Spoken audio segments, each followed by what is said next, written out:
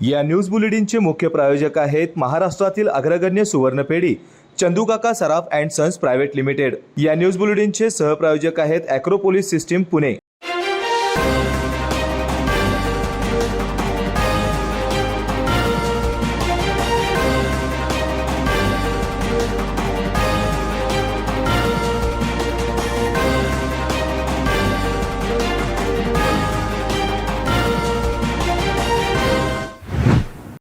नमस्कार, मी सुरेखा। तारा न्यूजमध्ये आपलं स्वागत। पाहूयात आज दिवसभरातील महत्त्वाच्या घडामोडी।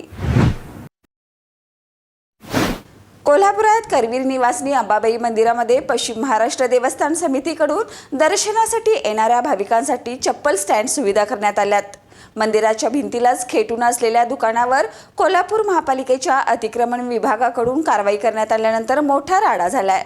आगामी नवरात्र उत्सवाच्या पार्श्वभूमीवर करवीर निवासिनी अंबाबाई मंदिरामध्ये भाविकांना सुविधा देण्यासाठी पश्चिम महाराष्ट्र देवस्थान समितीकडून सर्वतोपरी प्रयत्न सुरू आहेत। याचाच एक भाग म्हणून दर्शन रांगसुद्धा वाढवण्यात आली आहे। शेतकरी संघाची इमारतसुद्धा ताब्यात घेण्यात आली आहे। तिथूनच दर्शन रांग सुरू होणार आहे। नवरात्रोत्सवासाठी मंदिरामध्ये स्वच्छता सुरू करण्यात आली आहे। त्याचबरोबर दागिन्यांची सुद्धा स्वच्छता करण्यात आली आहे। ही सर्व मोहीम सुरू असताना चप्पल हटवण्यावरून विरोध झाला आहे। या ठिकाणी खाजगी दुकानदार आणि अतिक्रमण विभागाची चांगलीच खडाजंगी झाली। यावेळी महिलांनी दुकाने काढण्यास कडाडून विरोध केला।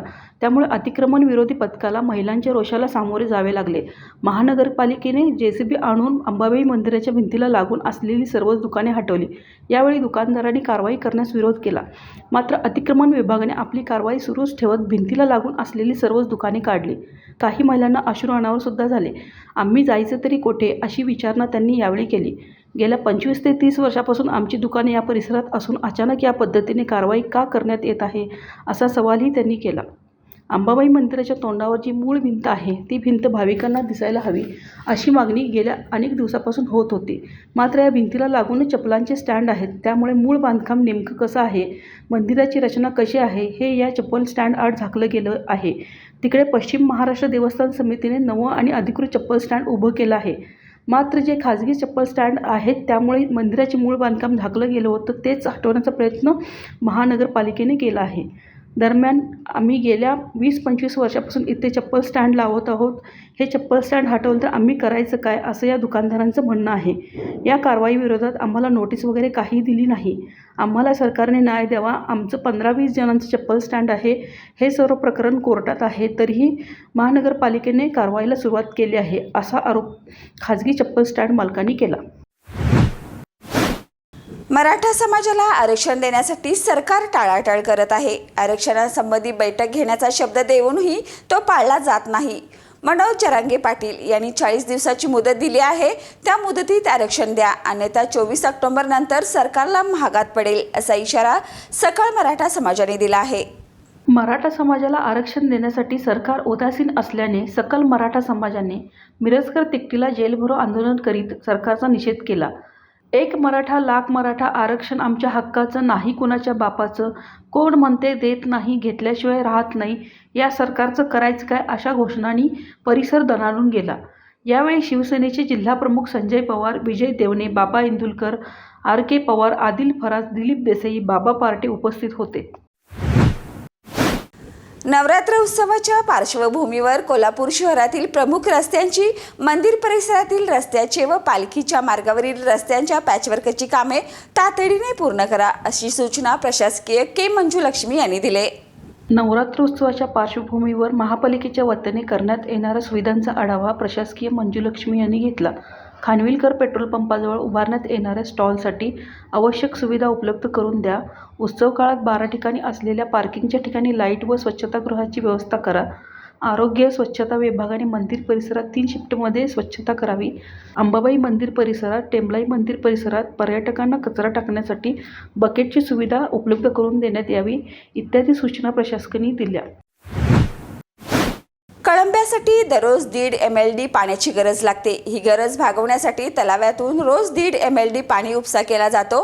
त्यानंतर जलशुद्धीकरण केंद्रातून पाणी प्रक्रिया करून नागरिकांपर्यंत 1 MLD पाणी पुरवठा केला जातोय। मात्र या केंद्रातील यंत्रसामग्रीमध्ये झालेला बिघाड आणि वाळू बेड न बदलल्यामुळे प्रक्रिया केलेला अर्धा MLD पाणी दररोज वाया जातंय। सुमारे 8 लाख रुपये खर्चाची तरतूद जिल्हा प्रशासनाकडून ग्रामपंचायतीने करून घेतली, मात्र प्रत्यक्ष कामाला सुरुवात केली नसल्याने केंद्रातील पाणी वाया जात असलेले दिसत आहे. ग्रामपंचायतीने याबाबत जिल्हा प्रशासनाकडे पाठपुरावा करून दुरुस्ती करून घेणे गरजेचे आहे. 15 वर्षापूर्वी उभारण्यात आलेल्या जलशुद्धीकरण केंद्रातील अंतर्गत असणारी गळती वॉल खराब झाल्याने त्याच्या दुरुस्तीकडे ग्रामपंचायतीने वेळीच लक्ष न दिल्याने प्रक्रिया केलेले अर्धा MLD लिटर पाणी दररोज वाया जात आहे. तसेच जलशुद्धीकरण केंद्रातील वाळूचे बेड गेल्या 10 वर्षापासून न बदलल्याने वाळू कमी झाले असल्याने वाळूचा एकसंघपणा कमी होत आहे. त्यामुळे काही भागात नागरिकांना पाणी पुरवठा अपुरा व कमी दाबाने होत आहे. वेळ झाली या छोट्याशा ब्रेकची. कुठेही जाऊ नका, पाहत रहा तारा न्यूज.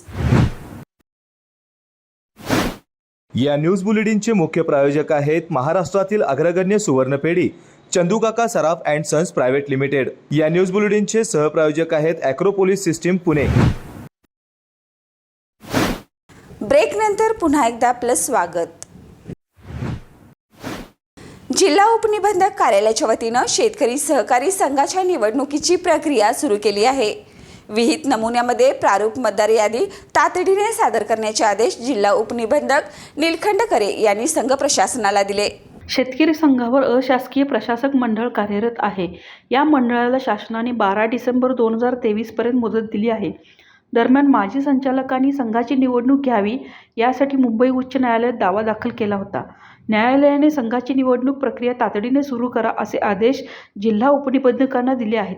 त्यानुसार 1 ऑक्टोबर 2023 दिनांक निश्चित करून संघाची प्रारूप मतदार यादी जिल्हा उपनिबंधक कार्यालयाकडे तातडीने सादर करावी असे आदेश जिल्हा उपनिबंधक निळकंठ करे यांनी संघ प्रशासनास दिले आहेत. कृष्णा कला क्रीडा सांस्कृतिक आणि सामाजिक संस्था कोल्हापूर यांचा दुसरा वर्धापन दिन सोहळा उत्साहात संपन्न झाला.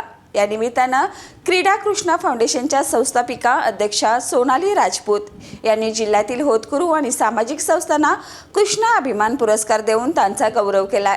त्याचबरोबर महिलांच्या कलागुणांना वाव देण्यासाठी महिलांचा नृत्य आविष्कार देश मेरा रंगीला हा कार्यक्रमही आयोजित केला होता. या कार्यक्रमाला महिलांनी उत्स्फूर्तपणे प्रतिसाद दिलाय. कृष्णा कला क्रीडा सांस्कृतिक आणि सामाजिक संस्था कोल्हापूर यांचा दुसरा वर्धापन दिन उत्साहात संपन्न झाला. या निमित्ताने क्रीडा कृष्णा फाउंडेशनच्या संस्थापिका अध्यक्षा सोनाली राजपूत यांनी जिल्ह्यातील होतकरू आणि सामाजिक संस्थांना कृष्णा अभिमान पुरस्कार देऊन त्यांचा गौरव केला. यामध्ये सार्थक आर्ट सोशल अँड कल्चरल फाउंडेशनचे सागर बगाडे, हिल्स रायडर ॲडव्हेंचर फाउंडेशनचे प्रमोद पाटील, व्हाईट आर्मीचे अशोक रोकडे, समर्थ श्रावणी महिला सेवाभावी संस्था, सावली फाउंडेशनचे निखिल कोळी, शिवसैनिक कला क्रीडा आणि सांस्कृतिक मंडळ वडणगेचे प्राचार्य डॉक्टर महादेव नरके, डॉग रेस्क्यू वृक्षप्रेमी वेलफेअर ऑर्गनायझेशनचे अमोल बुडे, निर्मिती फाउंडेशन साताऱ्याच्या स्मिता देशमुख यांचा सहभाग होता. त्याचबरोबर महिलांच्या कलागुणांना वाव देण्यासाठी महिलांचा नृत्य आविष्कार देश मेरा रंगीला हा कार्यक्रमही आयोजित केला होता. या नृत्यामधून राज्यातील विविधता पाहायला मिळाली. या कार्यक्रमाला जिल्हा माहिती अधिकारी वृषाली पाटील, महापालिका उपायुक्त साधना पाटील या प्रमुख पाहुण्या लाभल्या. या कार्यक्रमाला महिलांचा प्रतिसाद भरभरून मिळाला. त्याचबरोबर महिलांनी वेगवेगळ्या देशाच्या वेशभूषा करून कार्यक्रमाची रंगत वाढवली. साखर कारखान्यांना झालेल्या नफ्यातील वाटा मिळणे हा शेतकऱ्यांचा हक्क आहे. आंदोलन अंकुश संघटनेकडून शेतकऱ्यांना मागील गळीत हंगामातील ऊसाला दुसरा हप्ता 500 रुपये मिळावा यासाठी कारखान्याच्या गेटवर वाहतूक रोखून आंदोलन करण्यात आलं. साखर कारखान्यांना वाढलेल्या साखर दरातून व उपपदार्थ विक्रीतून प्रचंड नफा झाला आहे. त्याउलट मशागत, मजुरी, औषधे, खते यांचे दर या 4-5 वर्षात दुप्पट झाल्याने ऊसाचा उत्पादन खर्च वाढला आहे. केंद्र सरकार दरवर्षी FRP वाढवत असले तरी साखर कारखाने ती वाढलेली FRP तोडणी, वाहतूक खर्च वाढवून रिकव्हरी घटकून शेतकऱ्यांना मिळू देत नाही. त्यामुळे गेली 5 वर्ष ऊसाचा दर हा 2800 ते 2900 रुपये या दरम्यान घुटमळत आहे. त्यामुळे साखर कारखान्याकडून ऊसाचा दर म्हणून मिळणारी FRP ही शेतकऱ्यांची फसवणूक ठरत असून साखर कारखान्यांना झालेल्या नफ्यातील वाटा मिळणे हा शेतकऱ्यांचा हक्क आहे. आंदोलन अंकुश संघटनेकडून शेतकऱ्यांना मागील गळीत हंगामातील ऊसाला दुसरा हप्ता 500 रुपये मिळावा यासाठी कारखान्याचे गेटवर वाहतूक रोखून आंदोलन करण्यात आले. मागील गळीत हंगामातील ऊसास 500 रुपये दुसरा हप्ता आणि चालूला परवडणारा दर दिल्याशिवाय ऊस, साखर, इथेनॉल, मळी वाहतूक होऊ देणार नाही यापुढे ऊसाच्या दरासाठी शेतकऱ्यांनी बांधावर, रस्त्यावर, कारखान्यावर लढाई करण्याचा निर्धार केला आहे. यावेळी आंदोलन अंकुशचे अध्यक्ष धनाजी चुडमुंगे, दीपक पाटील, मलगोंडा चौगुले, वीरचंद पाटील, आप्पाजी कदम, राजू पाटील, संभाजी निंबाळकर, अजित पाटील, रशीद मुल्ला, अभिजित पाटील, बालाजी खेमलापुरे, किरण माने, सचिन कागवाडे, विलास साळुंखे इत्यादी शेतकरी उपस्थित होते.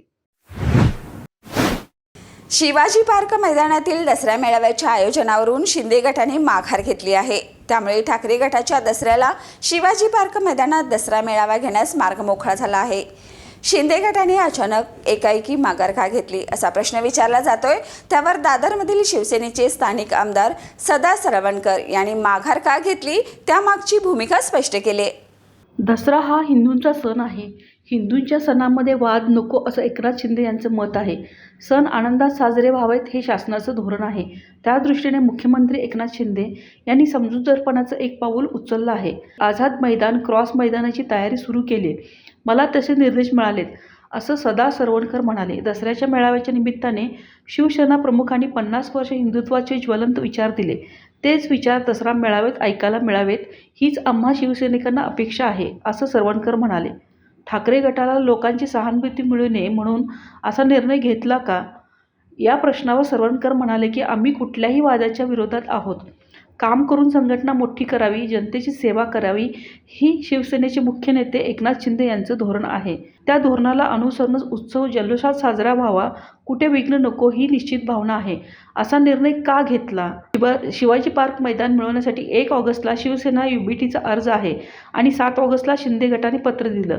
त्यावर सदा सरवणकर म्हणाले की पत्राच्या बाबतीत विचार केला तर 1 तारखेला मी पहिलं पत्र दिलं, 7 तारखेला दुसरं पत्र, अशी 2 पत्र दिली. पण सणात वाद नको हे शिंदे साहेबांचं धोरण आहे. त्या भावनेपोटी त्यांनी समजूतदारपणा दाखवला. नागरिकांचं हित डोळ्यासमोर ठेवून हा निर्णय घेतला.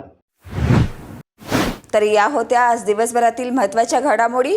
पुन्हा भेटूया नवीन बातमीपत्रासह. तोपर्यंत पाहत राहा तारा न्यूज.